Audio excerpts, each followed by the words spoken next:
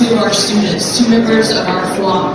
And Gen Z, let me just tell you, we are so proud of you. That we are so proud of you. To watch your faith and to watch your obedience and surrender is changing us. So thank you for being the forerunners of what God's doing right now. And so thank you. Tonight we're going to hear from Lauren and we're going to hear from Jenna. And the way that we've been receiving testimonies, you guys have been so good with this. We want to receive them with honor and dignity. These are their stories. So we ask you please don't record their stories because they're sharing it with you, and we ask that you don't share it with the world. So we're going to invite Lauren and Jenna. Would you welcome them?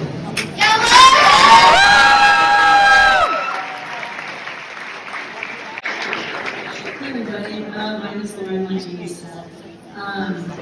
And I just wanted to come up here and share my story of revival. So I have had one of the biggest honors of my life in being able to be a part of this from the very beginning. So me and my friends, about 19 of us, decided to stay when they kept worshiping after chapel. And I think that was probably one of the best decisions of my life. I just remember sitting in my seat and just hearing the worship keep playing, and there was just something in my soul that knew I needed to sing. And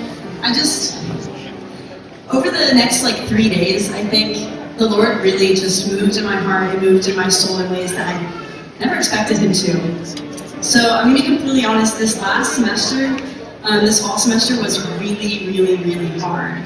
I went through a lot of things that I just didn't really want to have to go through. And it was really hard emotionally and mentally and physically and spiritually. I felt like I was just getting beat up every single day. My mental health was awful. My anxiety was just running rampant. I felt so super depressed all the time, and there was nothing that seemed to be able to fix it. I had no motivation to read my Bible, and I just felt like I had completely forgotten about me and just everything I was about. And I just felt like I didn't have a purpose. And so in October, we had a worship night here at Asbury called WHAM, stands for Worship at Midnight. And I was kneeling down on the ground, and I just remember very clearly, I was asking God, I was like, God, why is all this happening to me? Why can't you just swoop in and fix things and make it better? And I felt like He just very, very clearly answered me with, well, I'm promising to make you new through refining your heart. And being refined is not an easy process. Being refined is not a pain-free process. It's painful, it's hard, it hurts. And so that just brought me a lot of hope. And so I just stuck with knowing that God is a promise keeper and that He always fulfills His promises. On whatever timeline that may be. It's definitely not going to be my timeline, but He always fulfills His promises. And so then lo and behold, on the most mundane Wednesday morning, Jesus swoops in and just saves the freaking day. He comes in and He meets me and my friends exactly where we're at. And then over the course of these next 10 days, He's continued to meet each and every single one of you guys right where you're at. And I just really want to encourage you guys that He's a promise keeper. He's promising to make everybody new. He's promising to restore your heart, and He's promising to restore your minds. Everything that you're going to be going through in your life is not going to be forever. The problems of today are not the problems of forever. And they are all being held in the hands of our Creator.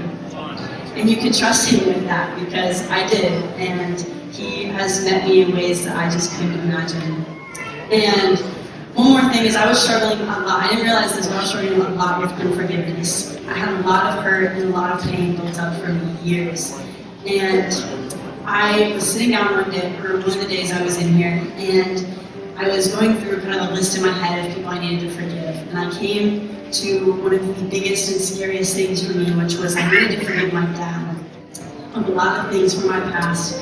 And I love my dad with my whole heart. And he's a wonderful, wonderful man.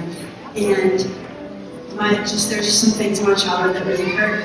And I didn't think I was ever going to be able to forgive him. I just remember telling God, I was like, God, I can't do this. I can't forgive him. It's too much. It hurts too bad. It's too deep.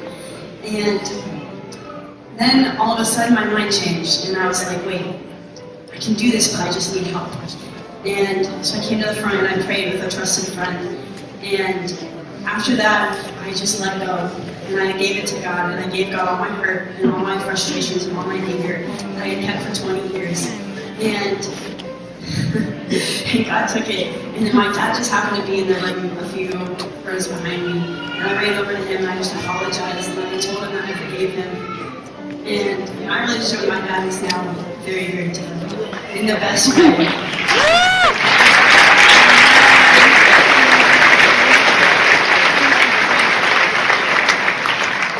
So I just want to encourage you guys that if you guys are holding on to any hurt and any unforgiveness towards people, tell them, give it to Jesus, forgive them, let it go.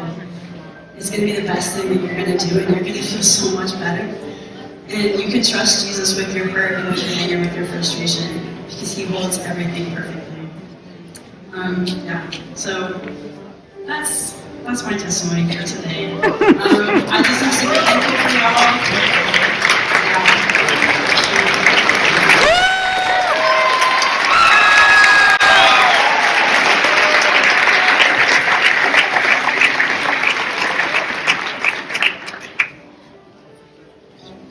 My name is Jenna. I'm a senior here at Asbury. And when I first heard about what was going on, I was actually at an internship in Lexington, which is about 30 minutes